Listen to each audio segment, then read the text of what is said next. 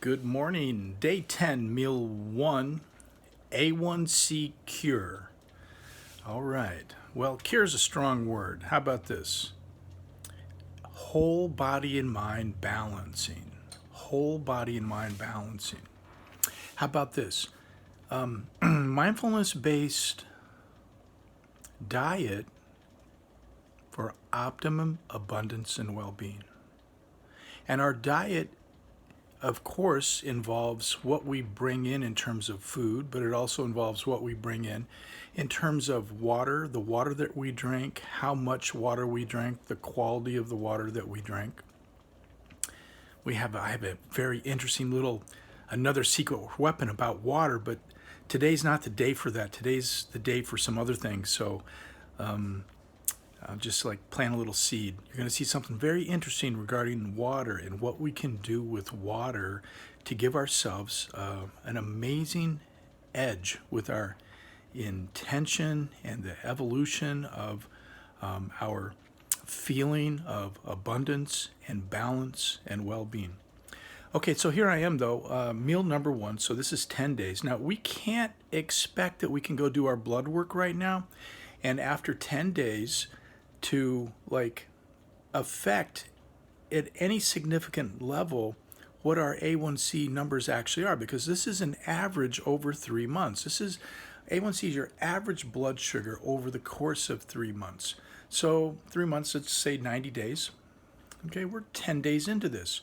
And we have a super good foundation. So if you're following along here with the video, if you're following along with the information package that has it mapped out day by day, then we're on a path that is really amazing. And, to take a long journey, it takes like a step and a step and a step. And eventually we get to where we're going, but let's do this. Let's imagine right now, not imagine, let's open to the feeling of just simply being balanced and at harmony right here, right now. We're breathing in and we're breathing out.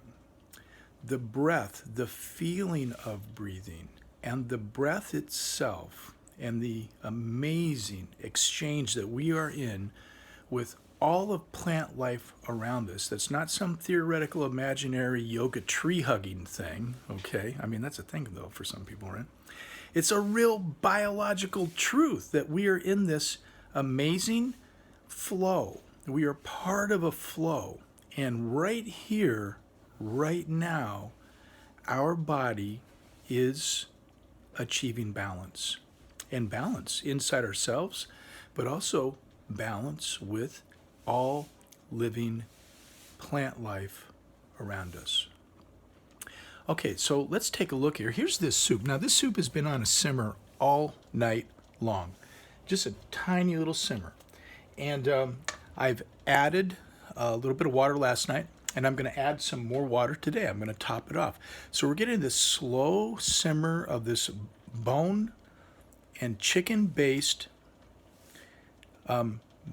many nutrient-based ingredients here, and they're all coming together in this amazing place. This will be my breakfast, will be this soup. Now, I'm a big fan of these little containers. They're about a cup, and you can get a lid for them. Now, if you want to take the grand shortcut, make this. It's easy. I showed you how to do it. And fill 6 of these up. Pop it in the microwave if you want, or eat it cold. Map it out about every 3 to 4 hours. And there you have it. That is the grand shortcut. Okay, we also talked about 2 big handfuls of greens like spinach and kale and the other kind of kale and the other kind of kale that you never heard about that's there in the store, and the loneliest vegetable, fennel, and all the other very interesting things that we bypass sometimes to get straight to our Fruit Loops. Sorry, Fruit Loops, you're out of the picture. I'm sorry. You're out. Okay, maybe like I don't know, once every few months, I was talking with the kids in our program about good choices, most helpful choices. And they got right away that maybe a spoon of Fruit Loops, like every once in a while, is like a dessert for something that actually is actually going to help you. So let's bypass all of the very processed foods, the foods that have numerous ingredients, the foods that have ingredients that we don't even know what they are.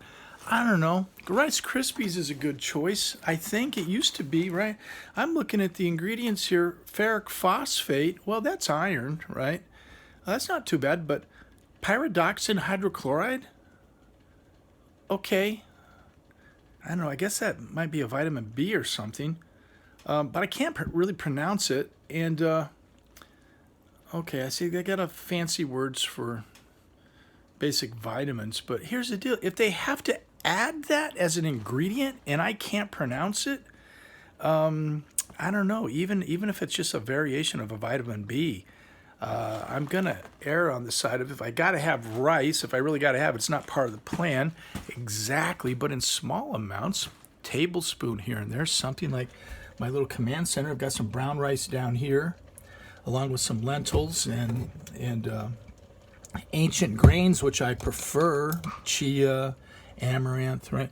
I would prefer those with a little bit of chicken stock, or a vegetarian-based stock. If you want to do this vegetarian, is a pretty good choice, and it's far exceeding. I mean, good job, Kellogg's. You made life easy for us, right? All that convenience, though. I don't know. I have these friends. I talk with my kids about them a lot. It's Sven and Gertrude, and I see them at the grocery store frequently, and they happen to be 40,000 years old, caveman, cave woman, and they're my friends, and they're engaged in a conversation with me and my kids and my family here that kind of helps us to bring a little bit of our ancient culture into our daily life. And Sven and Gertrude, we'll talk about them maybe at some point here. Maybe invite them into the conversation. But the question is if Sven and Gertrude came upon a giant pile of sugar, would they actually eat it? That's a question that I think we need to have them chime in on, Like, would they eat a giant pile of sugar? Do they want life? Of course, caveman, cavewoman, imagine, no resources. I mean, they had resources. They had the stuff that was growing around them, and I mean, it was rich in resources. But they didn't have our kind of resources today, like electricity and gasoline, and complex machinery to get from here to there. They used their feet to get from here to there. And so they were used to working. They were working for it. They would get out and they would work for their breakfast, right? So thank you, Kellogg's, here, making it easy for us. Like, we don't have to work that hard. And thank you for whatever you did that took all the food value out of this. So you had to add various forms of vitamin B and mention it on here, the name that I can't pronounce, right? Thank you for making life so easy. I'm wondering if easy is really easy. Okay, well, that's what I'm wondering about here today. Day 10, meal number 1, epic soup. I'm going to eat one of these. I might even eat 2. Truth is I think we could probably eat about as much as this as we wanted. If you're hungry, this epic soup is the plan. Now, I was about to mention what are the other shortcuts. So let me come back to that. 2 handfuls of kale and spinach and all the greens, arugula, and all these fantastic greens, and then a protein like the size of the palm of my hand here, right? So that could be 2 hard-boiled eggs. Take out the egg yolk. Could be a piece of grilled chicken. It could be salmon's, for me, like ideal because of the omega-3 fatty acids, and then some fat that may be about the size of the thumb, right? So maybe something like I have macadamia nuts back here in my command center here. Maybe 2 or 3 of those macadamia nuts about the size of my thumb, and so that's another amazing choice. Now we could take all these greens, and like I remember when I made that gigantic mound of all the greens and I cooked them down and they became like a tiny speck of thing, right? So we have these three meal concepts that form the foundation for us.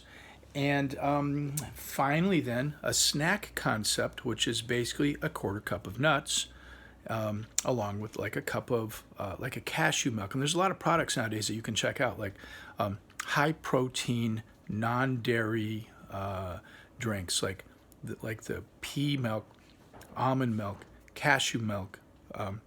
What's important though is to look carefully, making sure that we get the one that has no added sugar, right? So the sugars naturally occurring in cashews will be in that cashew milk, and that's what I want my body to be working with. I don't want added sugar.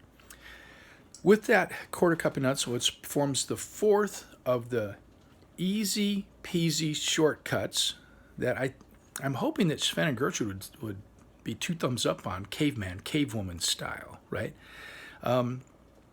So with I sort of forgot where I was in this because I was imagining Sven and Gertrude and how they look, and they have awesome dreadlocks, and they're very well put together, and like our typical vision of caveman, cavewoman days.